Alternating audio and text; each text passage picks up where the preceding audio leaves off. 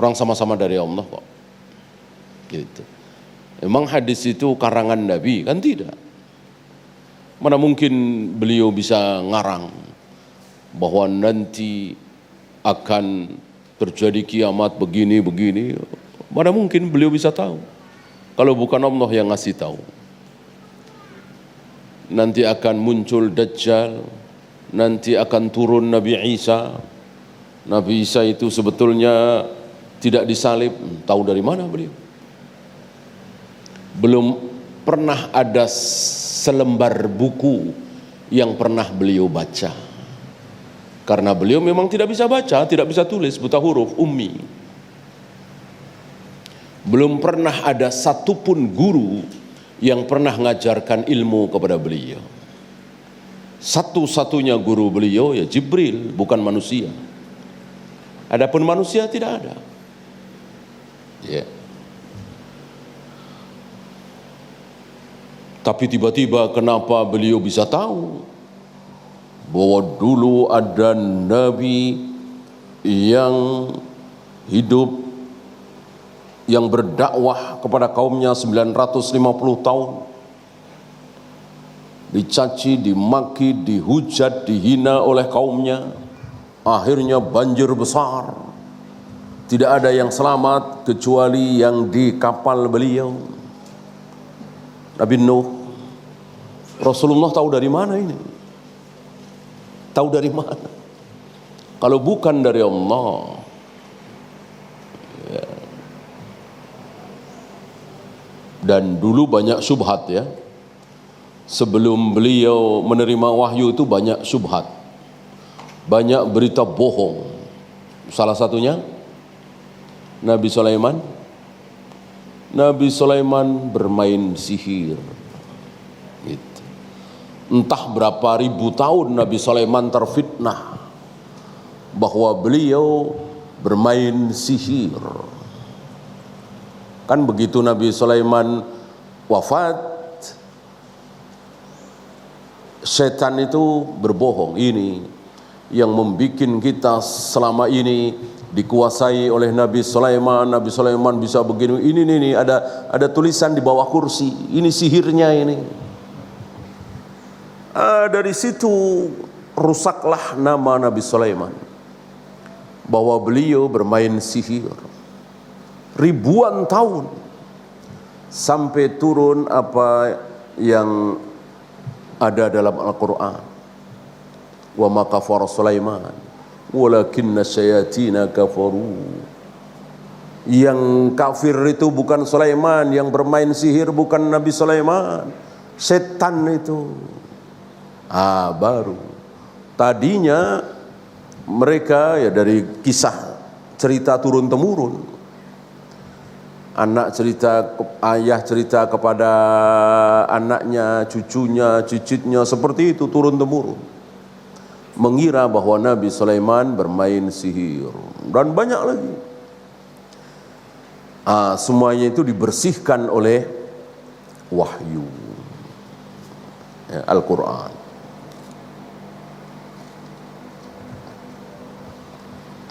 Jadi hilangkan anggapan kita bahwa Al-Quran nomor 1, hadis nomor 2. Dua-duanya nomor 1.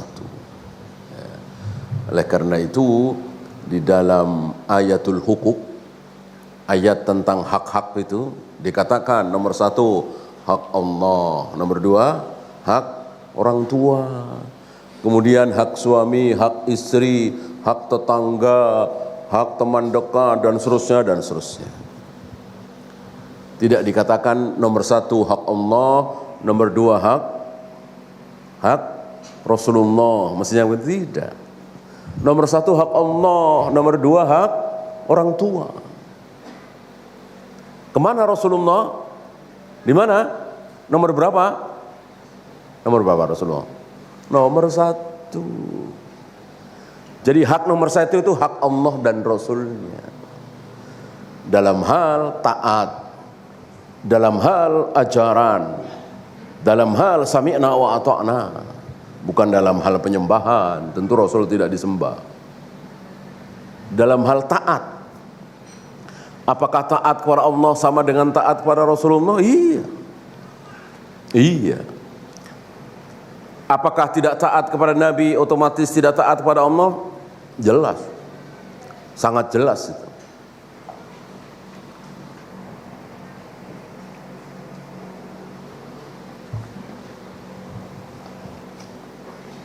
Maka sebuah kesalahan mengatakan nomor satu Allah, nomor dua Rasulullah dalam hal ketaatan, dalam hal sami'na wa ata'na, dalam hal pembelaan. Membela Rasulullah otomatis membela Allah, membela Allah, membela Rasulullah.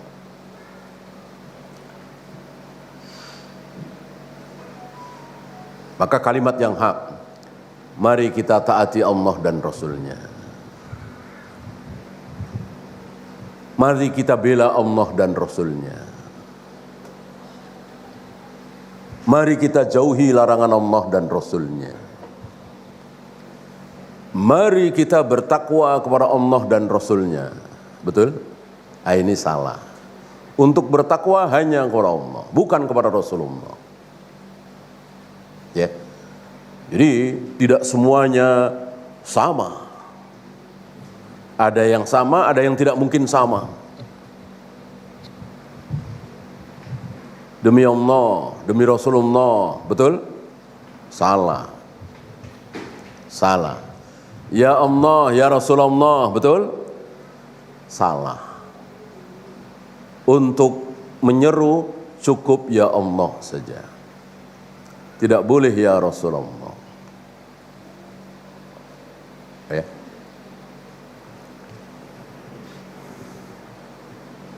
Ya. Yang pertama Ali Imran 103. Qala Allah Ta'ala wa'tasimu bihablillahi jami'an. Berpegang teguhlah kalian dengan tali Allah. Al-Quran dan Sunnah. Tali Allah. Jami'an secara keseluruhan. Jadi jangan salatnya sesuai sunnah Nabi, puasanya sesuai sunnah Nabi, hajinya sesuai sunnah Nabi. Begitu berekonominya beda, pakai riba, pakai goror, pakai maisir. Jangan sampai seperti itu. Jami'an, ya. Atau udkhulu fis silmi kaffah, sempurna. Maka yang paling sempurna dalam mengikuti Nabi alaihi salatu wassalam hanya kaum salaf. Di luar salaf fikih benar. Fikih benar nih. Enggak isbal, berjenggot, salat rapet, bertauhid, rububiyah, uluhiyah, asma wa sifat. Ya. Habis salat enggak mau salam-salaman. Tahlilan muludan dia enggak mau, itu bid'ah, yasinan juga enggak mau. Pasti salaf? Pasti dia salaf? Apakah mereka yang seperti itu pasti salaf? Belum tentu. Belum tentu. Salatnya sesuai salaf, puasanya, zakatnya, hajinya, dia memakai pakaian ihram ketika di pesawat karena mendarat di Jeddah. Ini sesuai sunnah Nabi alaihi salatu wassalam, karena sebelum mendarat di Jeddah dari Jakarta itu, dari Indonesia, sudah melewati miqat. Ya.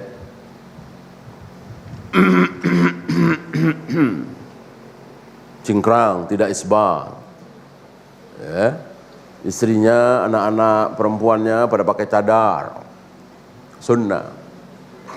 Tapi caci maki presiden, jelek-jelekin pemimpin, mencaci maki penguasa. Jadinya salaf apa khawarij? Jadinya salaf apa khawarij? Khawarij, bukan salaf. Gitu. Antum kira Khawarij yang diperangi oleh Ali bin Abi Thalib, mereka tahlilan muludan apa enggak? Enggak. Belum kenal tahlilan muludan mereka. Mereka yasinan malam Jumat? Enggak. Mereka isbal? Enggak. Berjenggot? Jenggot. Salam-salaman habis sholat? Enggak. Khawarij yang diperangi oleh Ali bin Abi Thalib. Bertauhid, rububiyah, uluhiyah, asma wa sifat apa enggak? Khawarij yang diperangi oleh Ali bin Abi Thalib. Tahu asma wa sifat? Tahu. Kesalahan Khawarij bukan di situ. Kesalahan Khawarij yang dinyatakan oleh Nabi sebagai kilabu ahli nar, anjing-anjing penghuni neraka, itu bukan karena isbal, motong jenggot, berbuat bid'ah, tahlilan, muludan, salawat nariyah, salam-salaman habis sholat dan seterusnya. Tidak. Kesalahan mereka mencaci maki penguasa, menjelek-jelekkan penguasa, bahkan mengkafirkan. Bagi mereka Ali kafir, Muawiyah kafir, Amr bin As kafir. Bahkan termasuk Utsman, mereka jelek-jelekkan. Mereka hanya cinta kepada sahabat yang mereka cintai siapa? Kebalikan Syiah. Syiah yang paling dibenci oleh Syiah siapa? Sahabat yang paling dibenci oleh Syiah siapa? Abu Bakar dan Umar. Khawarij kebalikan. Abu Bakar dan Umar sangat mereka cintai. Tapi Utsman, Ali, Muawiyah, Amr bin As dikafirkan. Ini yang dimaksud kafah jami'an. Jangan sampai ada yang salah. Jangan sampai ada yang salah. Loh, mana ada manusia sempurna? Bukan masalah sempurna, ini masalah syubhat. Kalau syahwat iya. Kalau syahwat iya, nggak mungkin ada yang sempurna. Ya Rasul saja pernah ditegur oleh Allah. Gitu. Yang jangan sampai salah itu masalah syubhat. Dari sholat, puasa, zakat, haji, akidah, tauhid, semua jangan sampai ada yang salah. Maka kita harus berilmu, ilmu yang benar, agar jangan sampai kita terkena syubhat. Ya.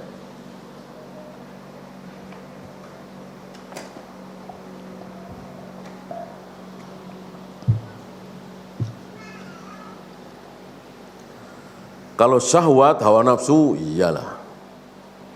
Sahabat ada yang berzina? Sahabat ada yang berzina? Ada. Ma'iz sama perempuan komediah itu, yang hamil itu, yang akhirnya direjam itu. Kalau syahwat, sahabat pun ada yang terkena, tapi 1-2. Bisa dihitung dengan jari kita, mungkin jari satu tangan kita. Mungkin cuma 2 atau 3. Ya. Hari ini kaum muslimin yang berzina, minum khamar, berjudi ada berapa? Nggak kehitung, ya. Nggak kehitung. Nah, para sahabat ada, tetapi sedikit sekali. Dan cuman sekali. Sahabat itu ketika terjerumus ke dalam dosa syahwat, dosa besar, cukup sekali. Enggak pernah ngulang lagi.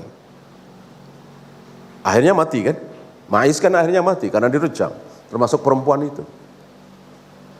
Zina sekali, bertaubat, sadar, minta dihukum oleh Nabi supaya diampuni, akhirnya dihukum, akhirnya mati. Itu bedanya sahabat dengan kita yang berbuat maksiat. Ya. Dan kesalahan dosa yang dialami oleh para sahabat sekali lagi sekitar syahwat, bukan syubhat. Ya. Jangankan syubhat, tidak menjalankan perintah. Tidak menjalankan perintah. Adakah sahabat yang tidak menjalankan perintah? Enggak ada. Tidak ada riwayat satupun sahabat yang tidak sholat, yang tidak saum, yang tidak zakat. Ya. Oleh karena itu kisah Alqamah dan Siapa satu lagi itu?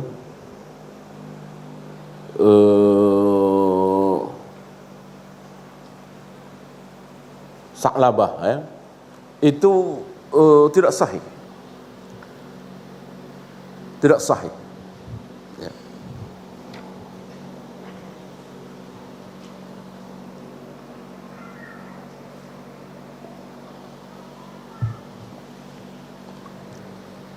Jadi keburukan yang tidak ada pada diri sahabat, satu, apa?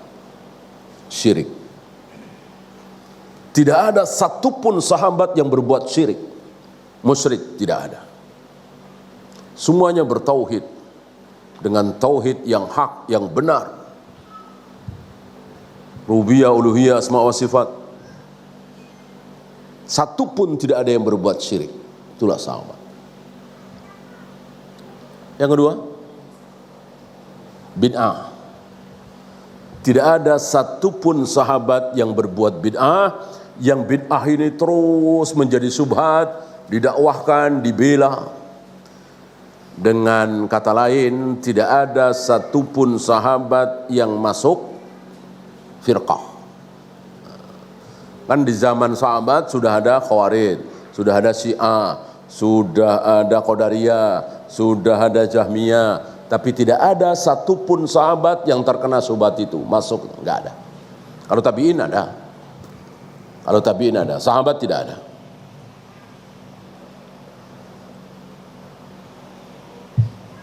Ya orang-orang Khawarij kan tabi'in semua, iya kan? Cuman bukan tabi'in yang disebut dalam Al-Quran. Kan yang disebut dalam Al-Quran mengikuti sahabat dengan kebaikan. Secara kaidah tabi'in muslim, kan muslim. Khawarij muslim apa kafir? Muslim. Kemudian bertemu dengan sahabat, apa kalau bukan tabi'in? Nah, tapi sayang manhajnya tidak mengikuti para sahabat, maka bukan tabi'in yang terpuji. Ya boleh dikatakan tabi'in dibagi dua lah gitu. Ada yang baik, ada yang buruk. Ini yang buruk nih.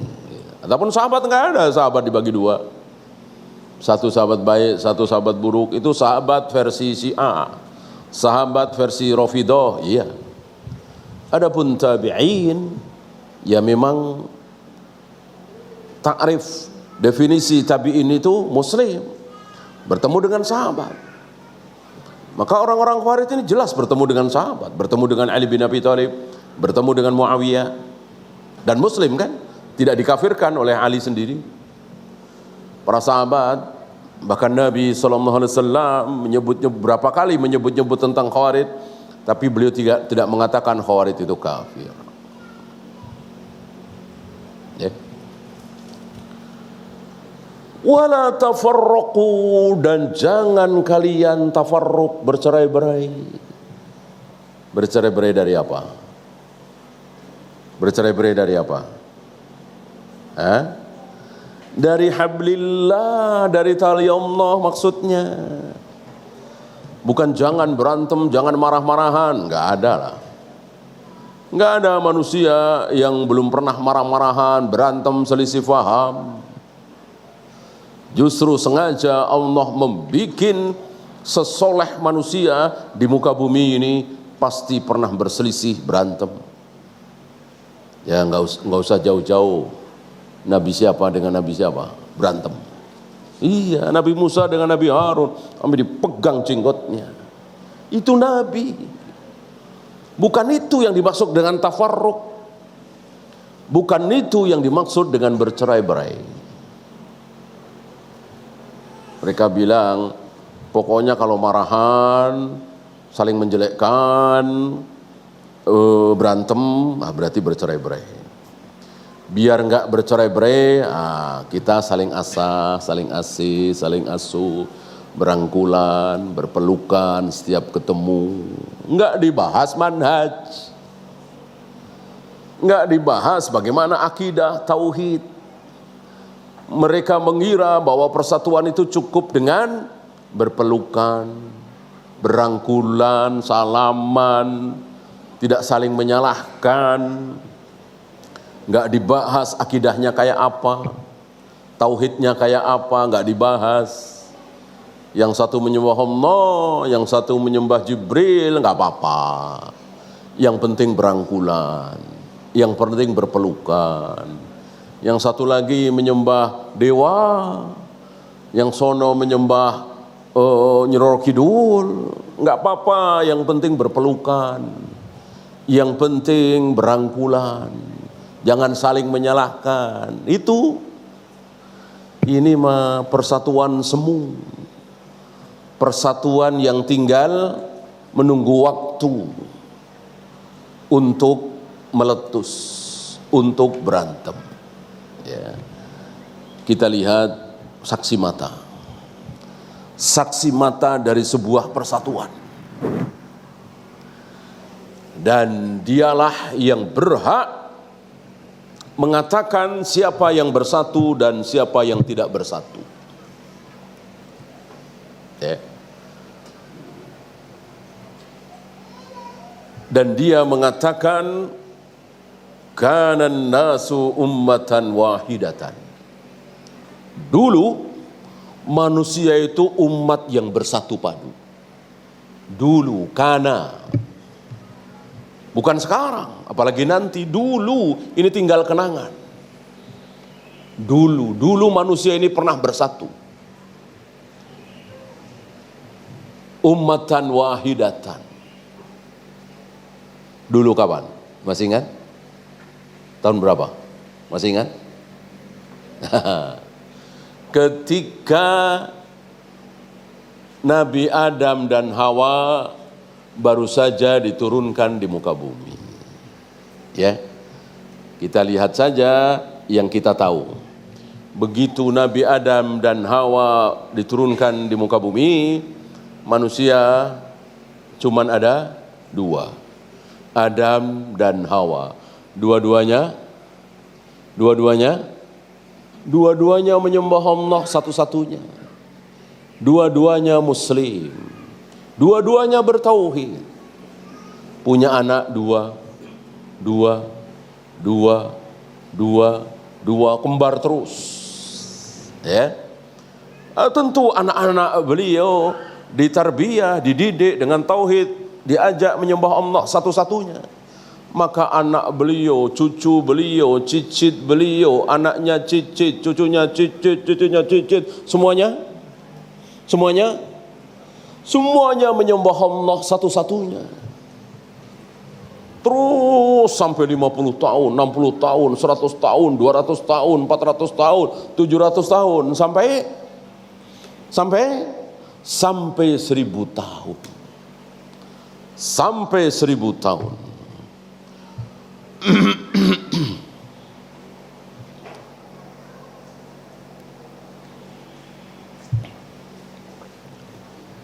Dari Adam dan Hawa turun di muka bumi sampai 1000 tahun belum ada satupun orang Hindu, belum ada satupun orang Buddha, belum ada satupun orang Yahudi, Nasrani, Konghucu, PKI apalagi.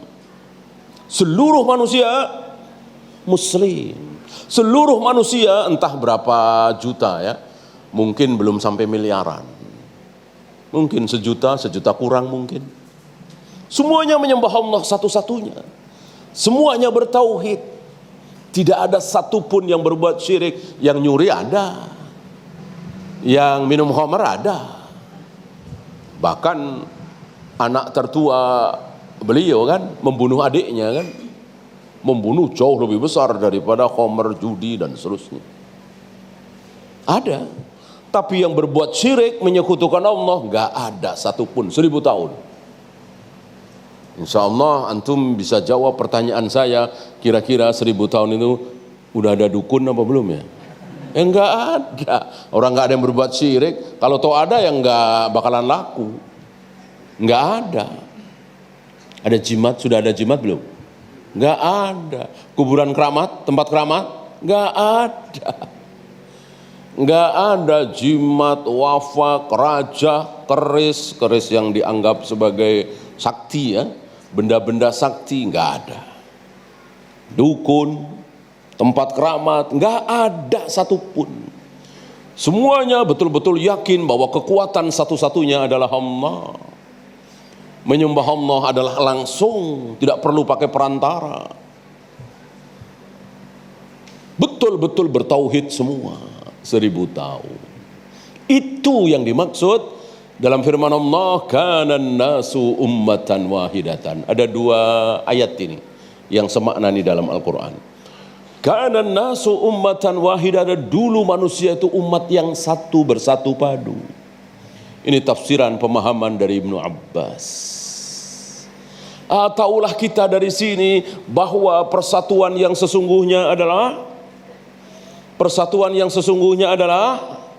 adalah ketika kaum muslimin menyembah Allah satu-satunya. Tidak ada yang menyekutukan Allah dengan satu apapun, bersatu. Walaupun marahan, walaupun selisih faham, walaupun gebrak meja, bahkan walaupun berperang seperti Ali bin Abi Thalib dengan Muawiyah kan. Pasukan Ali dengan pasukan Muawiyah kan berperang. Tapi akidahnya sama, tauhidnya sama. Yang mereka sembah sama, Allah Rabbul Alamin. Itulah bersatu. Ya, insya Allah akan bertemu nanti di surga. Sebaliknya, saling asa, saling asi, saling asur, berangkulan, berpelukan. Tapi sini menyembah Allah, sini menyembah Yesus, sini menyembah ini. Apakah bersatu? Tidak. Walaupun nggak marahan, nggak berperang, bahkan berangkulan tadi, persatuan semu. Kita pernah punya pelajaran di Afgan tahun 80-an. Wah, luar biasa mereka bersatu padu. Dari Rasul Sayyab, Hikmatyar, Qutbuddin Hikmatyar, Burhanuddin Rabbani, sampai ke Dustumnya, ke kiri-kirian, bersatu padu. Karena punya musuh sama, yaitu Rusia.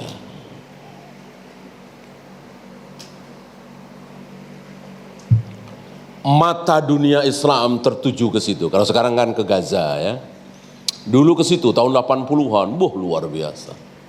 Ya biasalah cerita, tambah-tambahin, bomnya Soviet tidak meledak begini, banyak cerita seperti itu, entah benar entah tidak. Bersatu. Walillahilham, Allah berikan kemenangan. Hengkang itu Soviet, Rusia dari Afgan.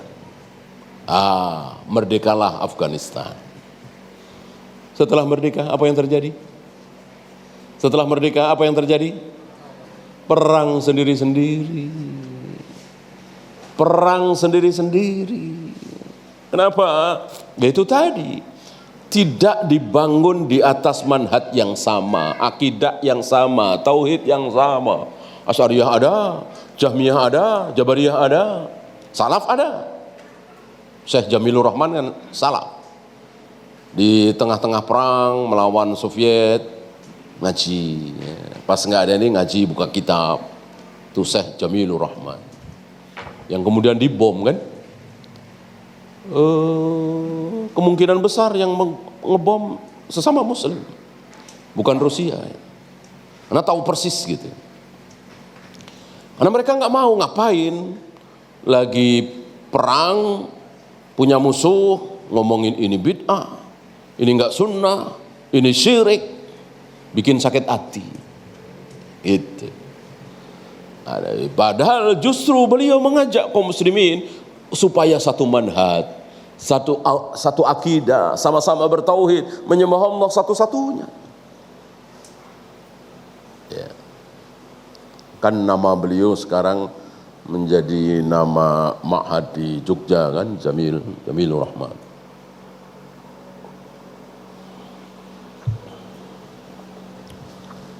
Ini pelajaran besar. Maka sebetulnya yang terpenting adalah mari kita samakan manhaj kita, akidah kita, tauhid kita. Kalau sudah sama, ya bersatu. Kalau nggak sama, nggak bersatu. Walaupun nggak saling menyerang, nggak saling caci maki. Mari kita samakan. Wow, tentu berat. Berat sekali. Ini nasihat dari para masyayikh. Dakwah salaf itu berat. Ya gimana nggak berat ya?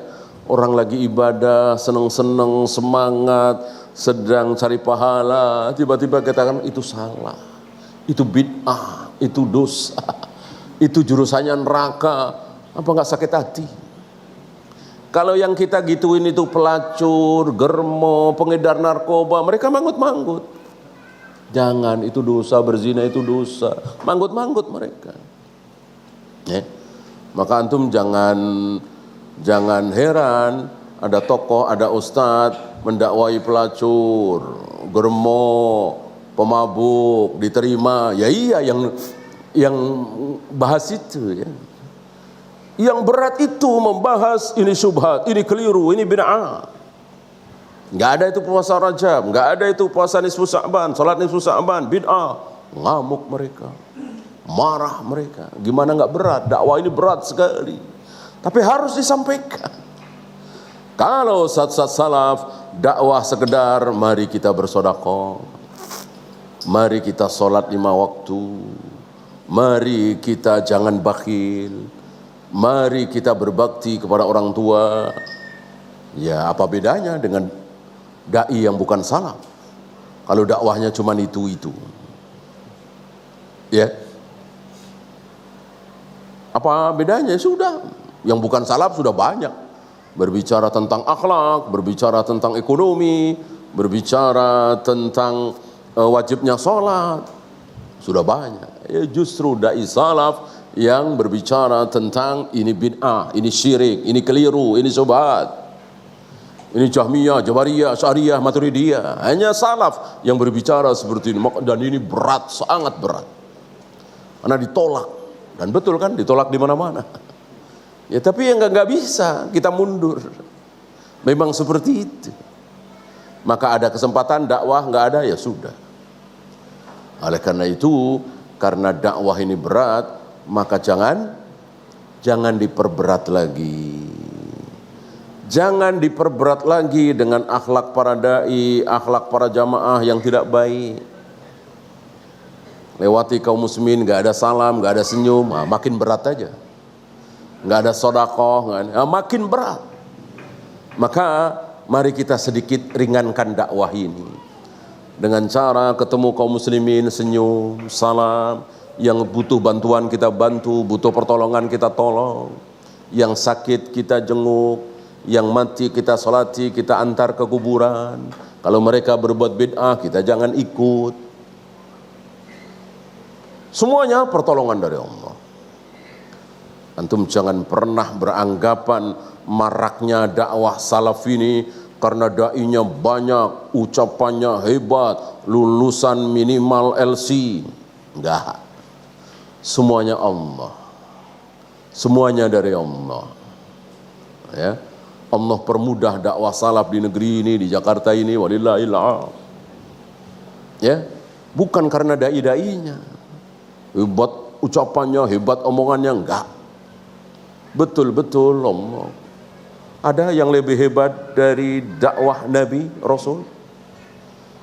Enggak ada. Dakwah paling hebat, ucapan paling fasih adalah dakwahnya, ucapannya para Nabi, para Rasul. Tapi ada seorang Nabi yang dakwah bertahun-tahun cuma dapat ruhaid. Ruhaid itu tasgir dari rohtun. Rohtun itu antara 3 sampai 9. Berarti ruhaid itu mungkin 7, mungkin 6. Bertahun-tahun dia berdakwah, Nabi.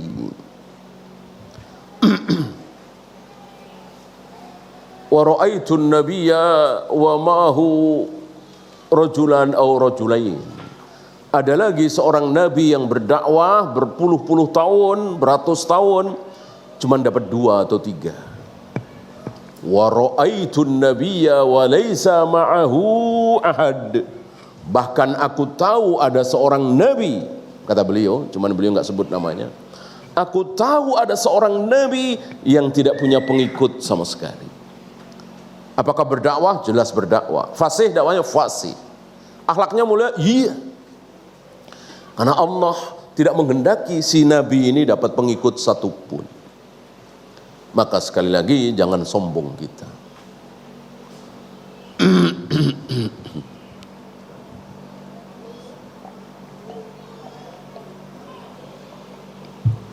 Nah, jangan sombong dan jangan sok tahu. Ya pantas saja lah, dakwah salaf ditolak sana sini. Kita kurang pakai bumbu, kasih bumbu dong. Nah, ini sok tahu namanya. Kasih bumbu-bumbu dakwah, musik-musik dikit. Nah, ini sotoy namanya. Ya. Oh, kasih hiburan dikit, ya, biar diterima. Lihat para wali songo, pakai wayang, pakai ini, pakai itu. Ya, ini subhat.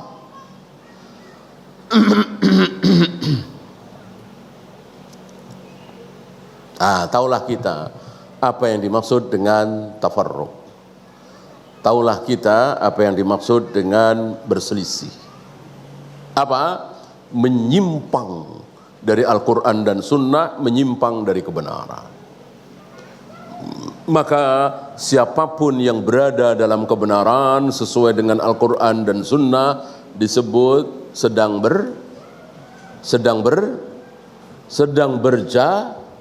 berjamaah. Gitu.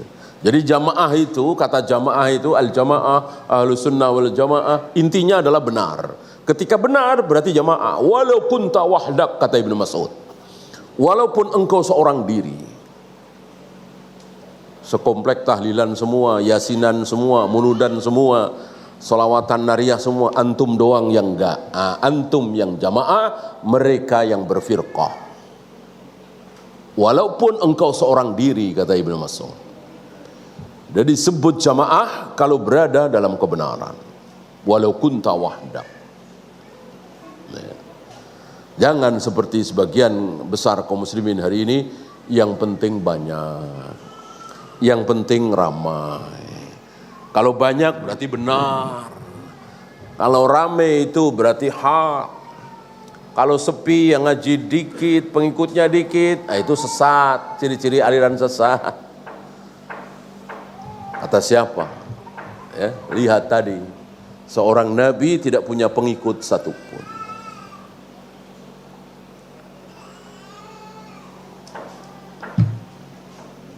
Ini perlu diulang-ulang. Kenapa? Karena banyak manusia seperti itu. Bahkan sebagian ikhwan kita. Oh, kalau banyak ini berarti benar. Jangan sampai ada anggapan seperti itu. Ya. Oleh karena itu para a'immah itu tidak sungkan-sungkan, tidak takut-takut, berbeda dengan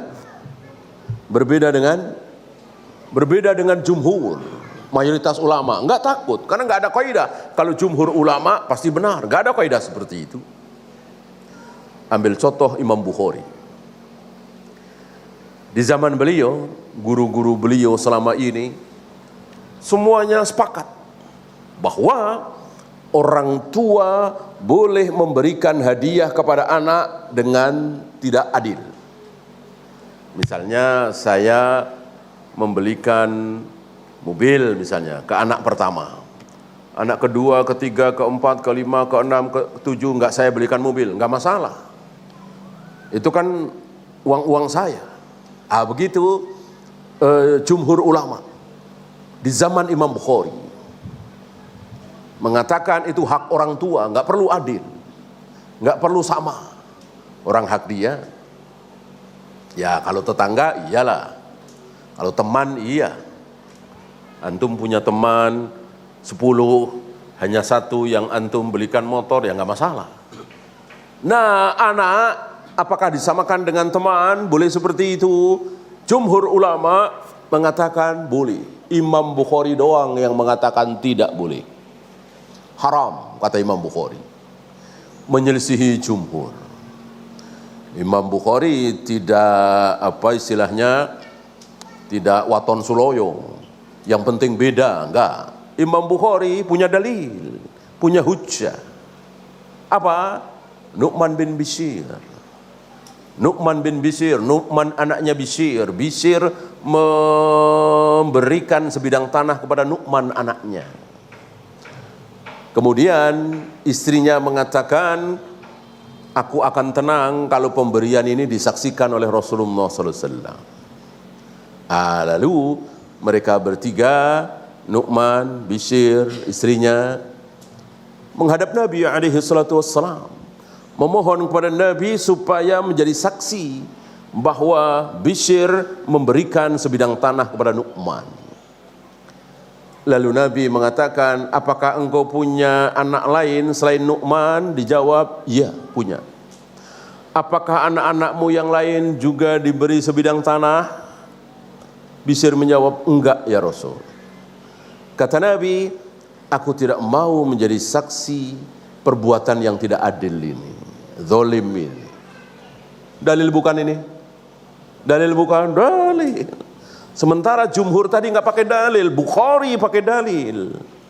Maka siapapun, mau Bukhari, mau Muslim, bahkan antum, ketika punya dalil, kok beda dengan Syekh Albani, Syekh bin Baz, enggak masalah. Yang penting punya dalil ya.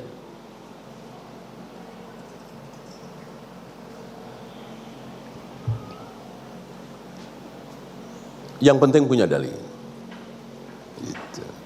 Dan sekali lagi, ini menunjukkan kepada kita bahwa tidak mentang-mentang mayoritas pasti benar. Ini terulang oleh Syekhul Islam Ibn Taimiyah. Syekhul Islam Ibn Taimiyah berani berbeda dengan 4 imam madhab. 4 imam madhab sepakat bahwa talak yang dijatuhkan, talak 3 yang dijatuhkan sekaligus, jatuh talak 3. Misalnya, aku talak engkau, aku talak engkau, aku talak engkau, jatuh talak 3. Atau aku talak engkau talak 3, jatuh talak 3. Ini sepakat 4 imam madhab. Ibnu Taimiyah dengan berani mengatakan tidak, jatuh talak 1. Kalau sekarang insya Allah kita tahu siapa beliau ya. Ketika beliau masih hidup, banyak yang nggak tahu siapa beliau ini. Artinya siapa sih? Ya biasa orang masih hidup kan. Biasanya orang yang masih hidup itu kan direndahkan, yang dibesarkan yang sudah mati. Sementara 4 imam madhab ini sudah mati. Ya tentu tidak ada yang tidak sikoh dengan 4 imam madhab. Hanafi, Maliki, Syafi'i, Hambali sepakat jatuh talak 3. Ibnu Taimiyah mengatakan enggak, jatuh talak 1. Sekali lagi Ibnu Taimiyah tidak waton soloyo tadi. Artinya beliau punya hujjah. Karena memang seperti itu yang terjadi di zaman Nabi, terjadi di zaman Abu Bakar, dan terjadi di awal-awal Umar. Hanya Umar melihat laki-laki banyak yang bermudah-mudah menjatuhkan talak. Asal marah, aku talak engkau. Asal emosi, aku jatuhkan talak, cerai. Melihat ini, maka Umar beristihad supaya para lelaki tidak mudah-mudah menjatuhkan talak, maka mengatakan jatuh talak 3. Supaya kaum muslimin, para lelaki tidak bermudah-mudah. Maka insya Allah yang kuat, yang rajih pendapat Syekhul Islam bahwa jatuh talak 1. Ya. Dan ini sebab khusus, bukan sebab umum, yang menyebabkan beliau dimasukkan ke dalam penjara. Sebab umumnya banyak, kan beliau sangat berseberangan secara akidah, secara manhaj dengan mayoritas ulama hari itu, dan yang didukung oleh penguasa. Ya, ditambah terakhir seperti itu. Nekat ini, gila ini Ibnu Taimiyah. Padahal itu karena keberanian beliau. Ya. Ayat kedua, ini surat Ar-Rum. Qala Allah Ta'ala, wa la takunu minal musyrikin.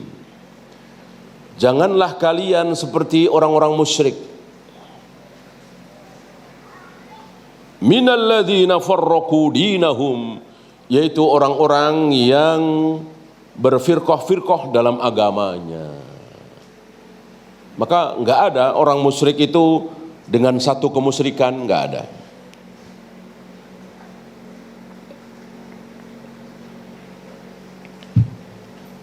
Namanya ngarang kan nggak mungkin sama, ngarang. Berbeda dengan tauhid para nabi, para rasul yang 124.000 itu. Para sahabat, para tabi'in, atba'u tabi'in sama semua. Seluruh para nabi dan rasul sama mengatakan bahwa Allah menciptakan Adam dengan kedua tangannya. Allah akan menggulung langit dengan tangan kanannya. Allah bersemayam di atas arsy. Allah membolak-balikkan hati manusia dengan dua jarinya. Allah menghadapkan wajahnya ke wajah orang yang sedang salat. Dan seterusnya sama.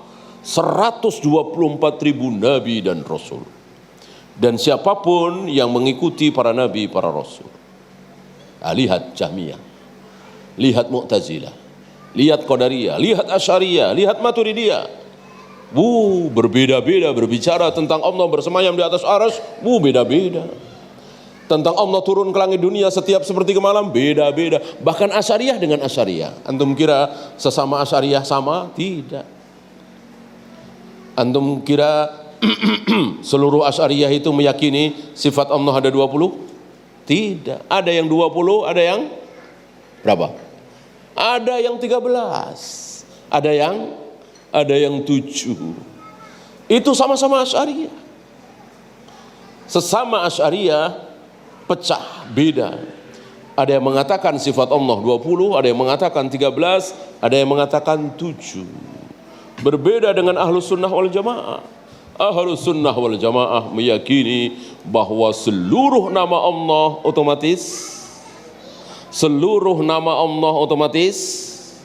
otomatis sifatnya. Ketika Allah mempunyai nama Ar-Rahman, pengasih, penyayang, otomatis sifat Allah itu pengasih, penyayang. Enggak mungkin kejam, bengis. Ketika Allah mempunyai nama Al-Quddus, suci, tidak mungkin Allah kotor. Gitu ya. Ini Ahlus Sunnah wal Jamaah. Sama, satu. Walaupun enggak saling kenal.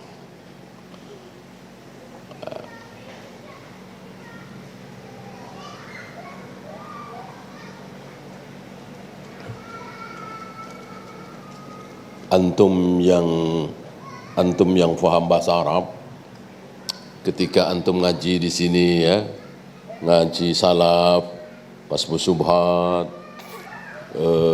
Syarhus Sunnah, Kitabut Tauhid. Coba antum ke Masjidil Haram atau ke Masjid Nabawi, duduk di majelis syekh situ, sama. Isinya sama. Atau mungkin dalam bahasa Inggris, ya, kan di Australia atau di beberapa negara Eropa itu ada kajian salaf, ada yang ngajar salaf. Antum dengerin, isinya sama dengan pengajian antum di sini yang salaf, sama-sama salaf, sama. Yang haroki beda-beda. Antum kira sesama ikhwanul muslimin sama? Tidak, beda. Nanti beda lagi, mencuat, saling merasa benar, akhirnya bikin firqah baru. Persis kaidahnya. Kullu firqatin tatafarraq. Setiap firqah akan berfirqah lagi. Akan pecah-pecah lagi. Antum kira Hizbut Tahrir itu dari mana? Hizbut Tahrir itu tadinya apa? Kalau antum tahu. Hizbut Tahrir tadinya Ikhwanul Muslimin. Karena tidak sepakat, yang satu membolehkan masuk parlemen, yang satu tidak membolehkan, ini haram, bikin baru Hizbut Tahrir. Ya.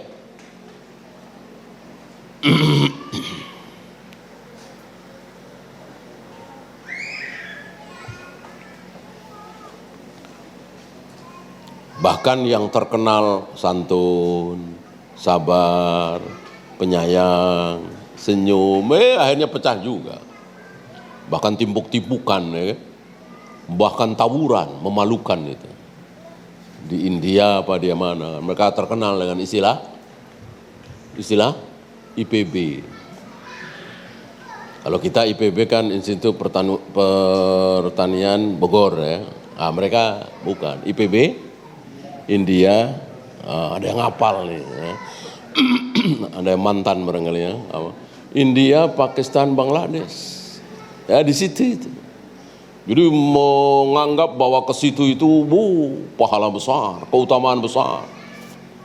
Jadi mereka kalau punya rezeki lebih ke situ, bukannya mikir umroh gitu, umroh nomor sekian, ke situ. Terkenal kan mereka selama ini ya dicap sebagai akhlaknya bagus, baik, nolong, gitu kan, memang membahas akhlak saja. Nggak pernah membahas tauhid, nggak pernah membahas manhaj.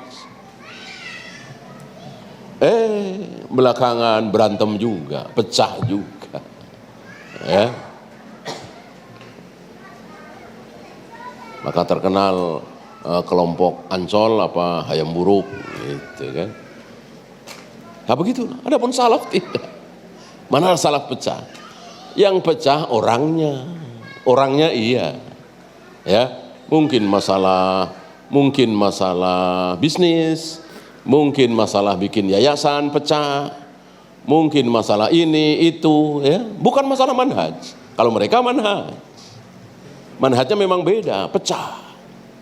Adapun salaf tidak, ya nggak usah jauh-jauh, Ali dan Muawiyah kan, pecah manhajnya tidak, pecah akidahnya tidak, pecah dalam ijtihad.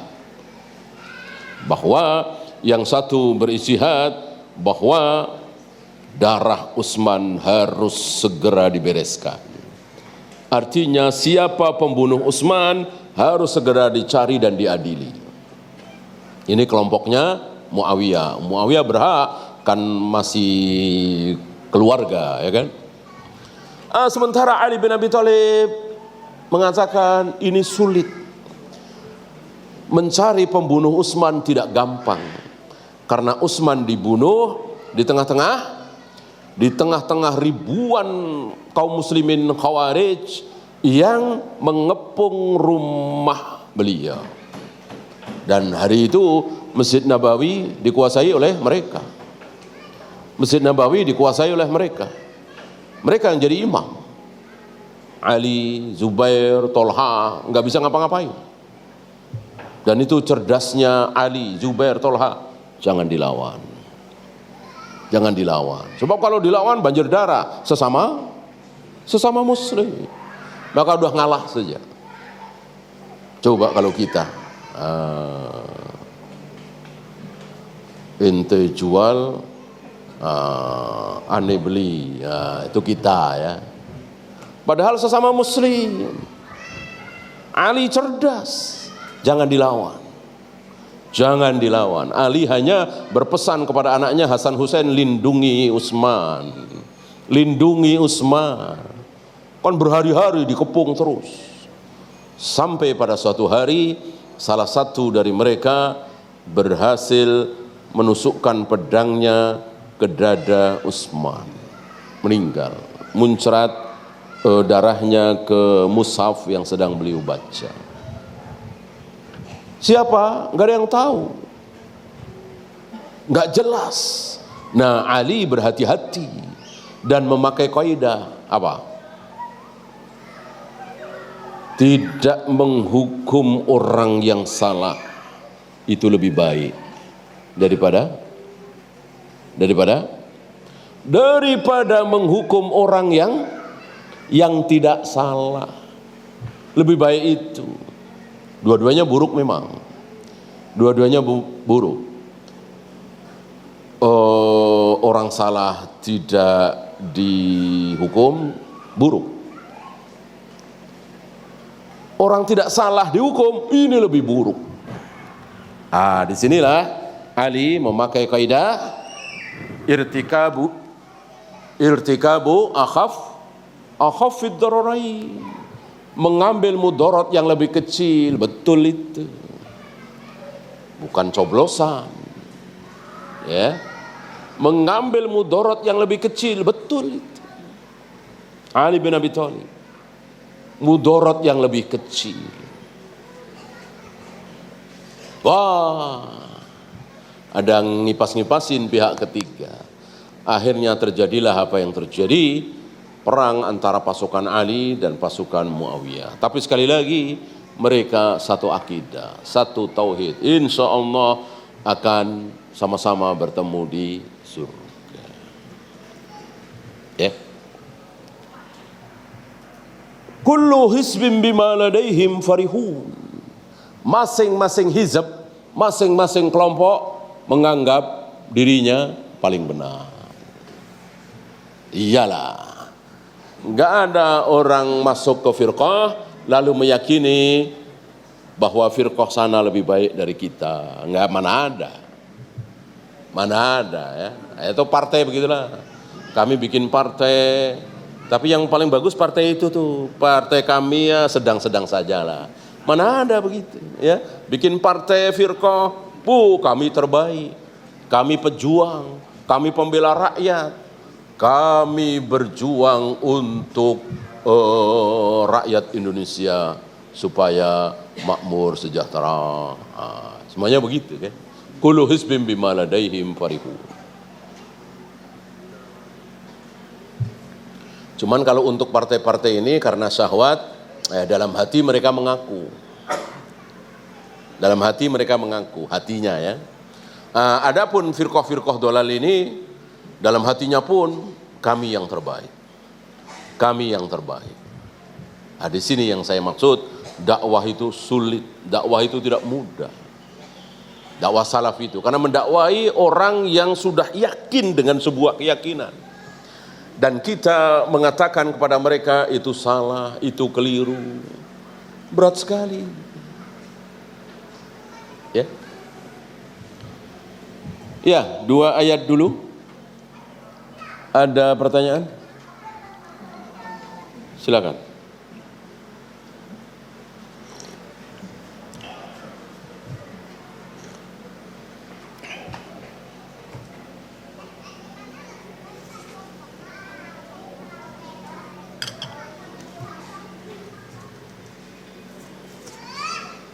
Jika hanya punya anak perempuan, apakah nasab kita akan terputus di anak, tidak sampai ke cucu, sehingga keutamaan pahala jariah dari jalur anak soleh terputus? Tidak, dari pahala tidak. Dari nama iya. Dari nama iya. Misalnya, saya punya anak perempuan semua.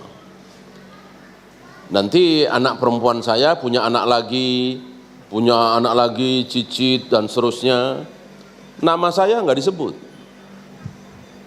Yang disebut ya besan saya, kan begitu. Besan saya anaknya laki-laki, nikah dengan anak saya perempuan. Nasab ke bawahnya saya nggak disebut. Yang disebut besan saya, bapaknya besan, kakeknya besan, terus pokoknya laki-laki terus. Anak saya kan perempuan, nggak disebut, gitu. Adapun pahala nggak ada bedanya mau laki perempuan, gitu. Itu kan cucu saya, itu cicit saya, gitu. Walaupun dari anak perempuan saya, tetap insya Allah saya dapat pahalanya, nggak ada bedanya untuk pahala, tapi nggak disebut, gitu. Maka kalau saya orang Jawa misalnya, anak perempuan saya semuanya dapat, nggak ada yang dapat laki-laki Jawa ya. Maka cucu saya, cicit saya nggak ada yang Jawa, hilang. Paham ya? Gitu. Karena yang disebut itu laki-laki terus. Dan nggak boleh belok apapun terjadi. Ini kadang-kadang belok ya. Bin Fulan, bin Fulan, bin Fulan, bin Fulan, bin Fulan, bin Hasan, ya Hasan Hussein, bin Hasan, mestinya bin Ali, bin Abi Thalib, ini belok. Begitu bin Hasan, lalu bin Fatimah, Ya Fatimah binti Rasulullah, bener ya. Kok bisa belok begitu ya? Kenapa beloknya nggak dari awal-awal? Mau ngincer Rasulullah, biar dagangannya laku. Tidak seperti itu nasab itu. Bin Hasan atau Husain, ya bin Ali bin Abi Thalib. Kafir Abu Thalib kan? Ini belok ke Fatimah. Aneh seaneh-anehnya. Bisa belok begitu ya. Nah, adapun untuk amal jariah nggak masalah. Jadi untuk urusan akhirat mau anak laki perempuan nggak masalah. Itu urusan dunia doang. Ya kurang gagah namanya nggak disebut, gitu ya. Nggak masalah. Apakah orang-orang non-muslim itu mengakui bahwa Nabi Adam adalah muslim? Saya nggak tahu ya, terserah mereka ya. Ya namanya keyakinan karena nggak bisa dipaksakan. Ya mungkin bagi orang Kristen Nabi Adam Kristen kali ya. Bagi orang Yahudi Nabi Adam Yahudi. Bagi orang Buddha Hindu ya mereka nggak mengakui kan manusia pertama Adam. Adam itu siapa? Mereka mungkin nggak. Itu kan adanya di Taurat, Injil, Zabur. Yang mengakui ada manusia pertama kan Yahudi, Nasrani, Muslim. Yahudi ya sejelek-jelek Yahudi kan dulunya dari mereka ke Nabi Musa, cuman menyimpang luar biasa. Sejelek-jelek Nasrani kan dulunya dari Nabi Isa, cuman menyimpang luar biasa. Nah, Nabi Muhammad diutus untuk mengembalikan penyimpangan itu supaya nggak menyimpang lagi, cuman mereka nggak mau terima. Ya kalau Buddha, Hindu, Konghucu mungkin nggak percaya. Siapa itu Adam? Siapa itu manusia pertama? Nggak ada manusia pertama. Orang manusia itu dulunya kera. Nah, terserah mereka. Namanya keyakinan. Kita nggak bisa memaksakan, ya kan?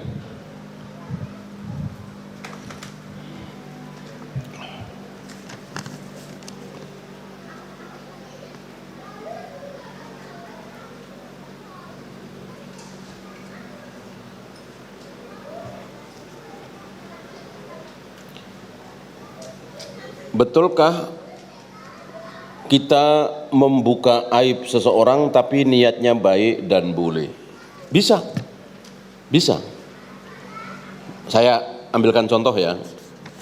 Saya tahu persis bahwa si fulan ini penipu.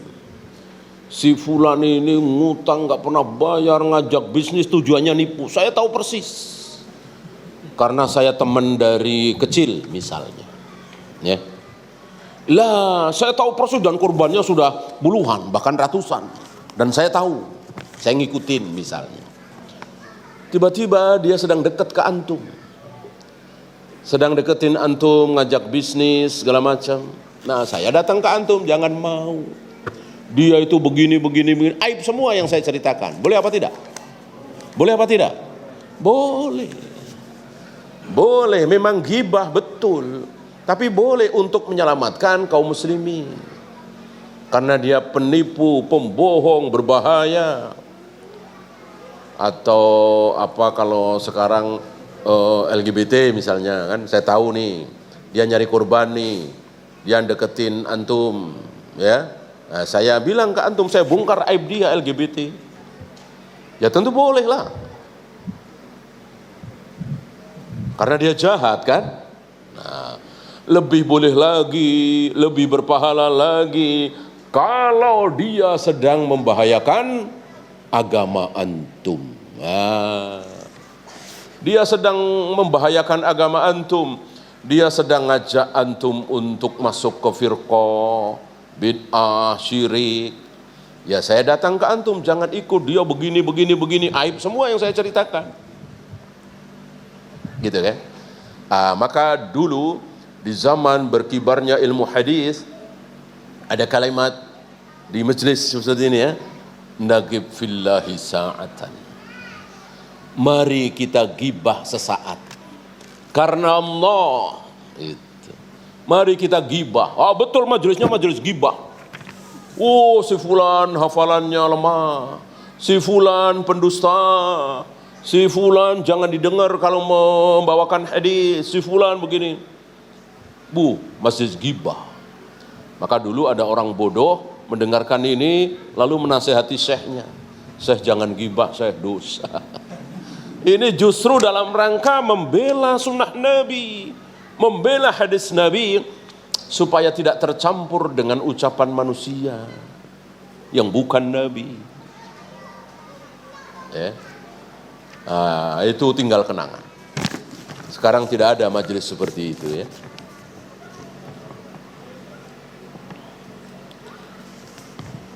Bolehkah melakukan kunut nazilah terus menerus? Nabi sebulan ya, tapi sebulan ini waqiatul ain. Apakah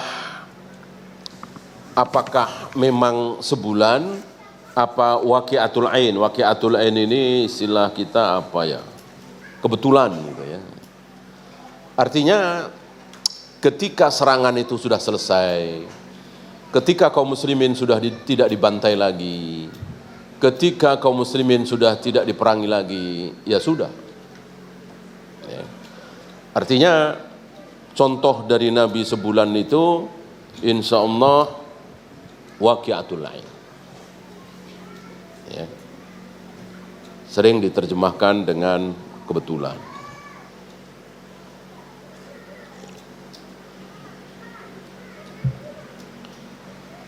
Sama dengan Allahumma inni as'aluka ilman nafi'an wa rizqan thayyiban wa amalan mutaqabbala. Sebagian ulama mengatakan ini sunnah dipanjatkan di pagi hari. Ya. Tapi yang rajih insyaallah ini waqiatul ain. Bahwa Nabi hari itu membacakan doa itu di pagi hari betul. Tapi waqiatul ain. Ya kebetulan beliau bacakan di pagi hari. Artinya, bolehkah mengucapkan doa ini di siang, di sore, di malam? Karena kita berhajat dengan doa itu? Boleh. Boleh. Gitu. Ini berbeda dengan yang jelas-jelas zikir pagi dan petang. Ya. Jadi ada yang waqiatul ain, ada yang betul-betul. Nah, jangan sampai itu waqiatul ain dijadikan syarat. Seperti sebagian saudara-saudara kita meyakini sholat Jumat jamaahnya kurang dari 40 nggak sah. Pernah dengar? Itu berhujah bahwa Jumat pertama yang dilakukan oleh Rasulullah itu 40 orang. Katanya, saya juga nggak tahu kesahihannya ini. Katanya. Oleh karena itu kurang dari 40 enggak sah. Enggak bisa seperti itu. Itu waqiatul ain ya, kebetulan aja. Kita harus dengan ucapan Nabi bahwa sholat Jumat tidak sah kalau tidak apa? Ada betul syaratnya. Sholat Jumat tidak sah kalau tidak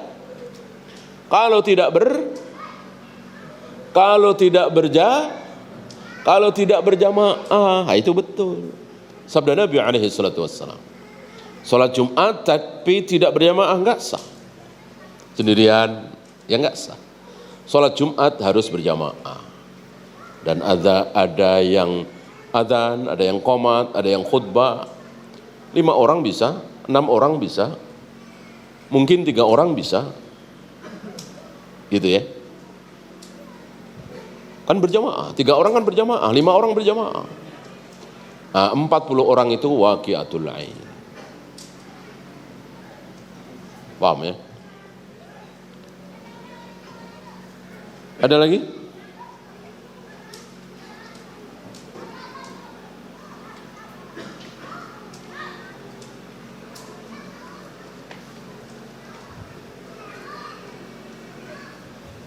Kalau tidak ada, kita akhiri.